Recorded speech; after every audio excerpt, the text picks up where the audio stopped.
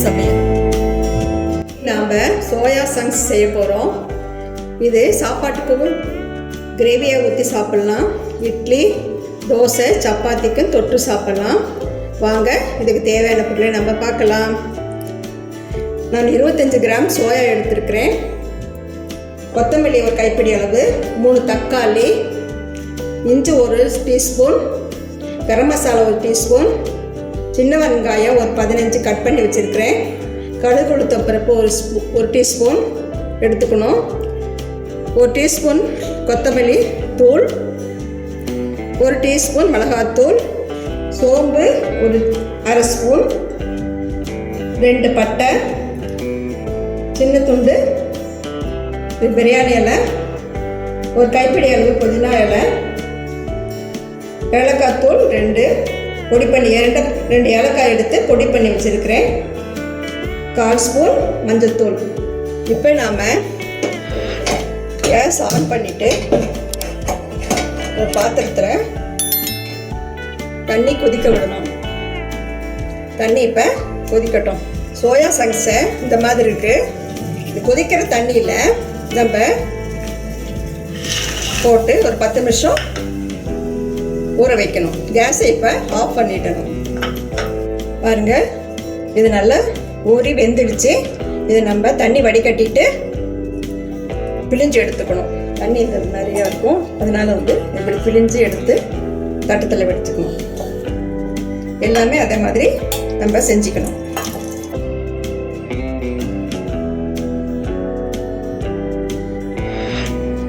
இப்போ நாம் soya chunks gravy செய்ய ஆரம்பிக்கலாம். அடுப்பில் ஒரு ப்ரெஷர் பேன் வச்சுருக்கிறோம். கேஸ் ஆன் பண்ணிக்கலாம். ஒரு 3 ஸ்பூன் எண்ணெய் ஊற்றிக்கலாம்.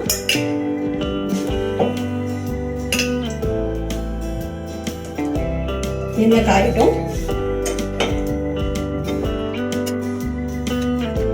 எண்ணெய் காஞ்சிருச்சு.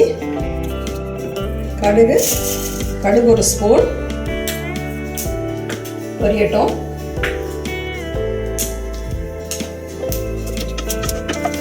கேஸை ஹை ஃப்ளேமில் வச்சுக்கணும். கூட சோம்பு,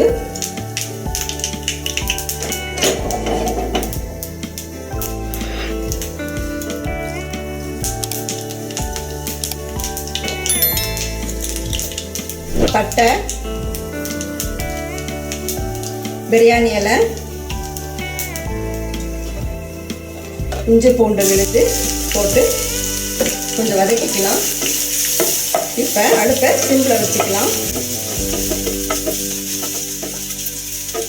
இஞ்சி பூண்டு வாசனை கொஞ்சம் போகட்டும். அது மாதிரியே கொஞ்சம் கறி விட்டுக்கலாம்.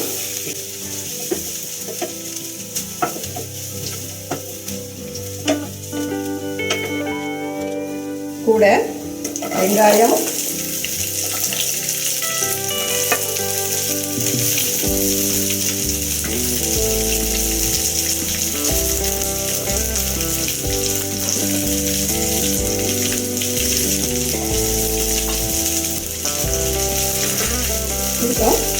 தூள் போட்டுக்கலாம். இப்போ வெங்காயம் சீக்கிரமாக வேகும். போட்டு ஒரு 5 நிமிஷம் கலரிடலாம். வெங்காயம் வதங்கிடுச்சு.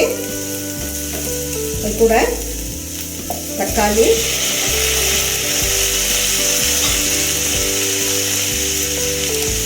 போட்டு வதக்கலாம். அது கொஞ்சம் நல்லா வதங்கட்டும்.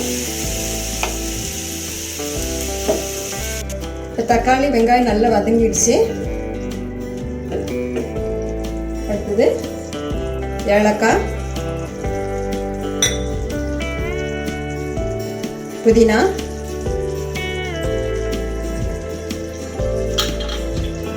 மஞ்சள்,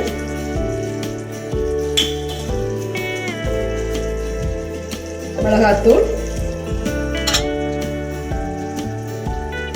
கொத்தமல்லி தூள், கரம் மசாலா எல்லாம் போட்டு ஒரு கலரிடணும். அடுத்த கொஞ்சம் ஹையில் வச்சு கலரிக்கலாம்.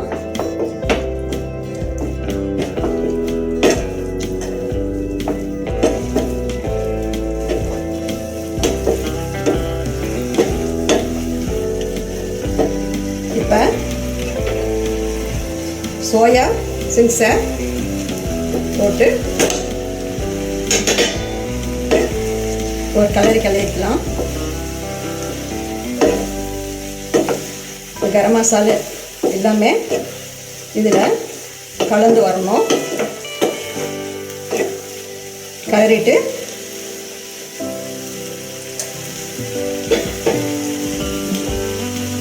ரெண்டு டம்ளர் தண்ணியை நம்ம ஊற்றி கொஞ்சம் நேரம் வேக விடலாம். அடுப்பை ஹை ஃப்ளேமில் வச்சுடணும். தேவையான அளவு உப்பை நம்ம போட்டுக்கலாம்.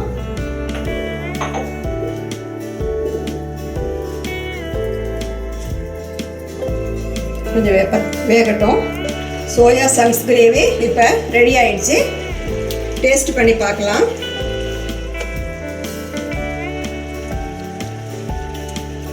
ரொம்ப டேஸ்ட்டாக நல்லா வந்திருக்கு. உப்பு காரெல்லாம் சரியாக இருக்குது. நீங்களும் இதே மாதிரி உங்கள் வீட்டில் செஞ்சு பாருங்கள். உங்களுக்கு இன்னும் உப்பு காரம் தேவைன்னா கூட சேர்த்து போட்டுக்கோங்க. சாதத்தோடு பிசைஞ்சு சாப்பிட்லாம். ஊற்றி இட்லி, தோசை, சப்பாத்தி அதுக்கு நம்ம தொட்டும் சாப்பிட்லாம். இது ரொம்ப சத்தானது, நம்ம உடம்புக்கு ரொம்ப ஏற்றது, ஆரோக்கியமானது. இந்த வீடியோ உங்களுக்கு பிடிச்சிருந்தா சித்ரா சமையலுக்கு சப்ஸ்கிரைப் பண்ணுங்கள், கமெண்ட்ஸ் பண்ணுங்கள். உணவே மருந்து. மிக்க நன்றி. இந்த வீடியோ உங்களுக்கு பிடிச்சிருந்தா சித்ரா சமையலுக்கு லைக் பண்ணுங்க, ஷேர் பண்ணுங்க, சப்ஸ்கிரைப் பண்ணுங்க. உங்களுடைய கருத்துக்களை கமெண்ட் செக்ஷன்ல பதிவு பண்ணுங்க. உணவே மருந்து.